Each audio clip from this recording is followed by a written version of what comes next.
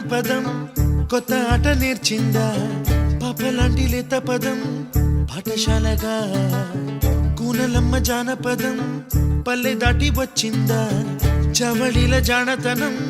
పాట చూపగా కుంచెలో దాగే చిత్రాలు ఎదురొచ్చేలా అంతటా ఎన్నో వర్ణాలు మంచులో దాగే చైత్రాలు బదులిచ్చేలా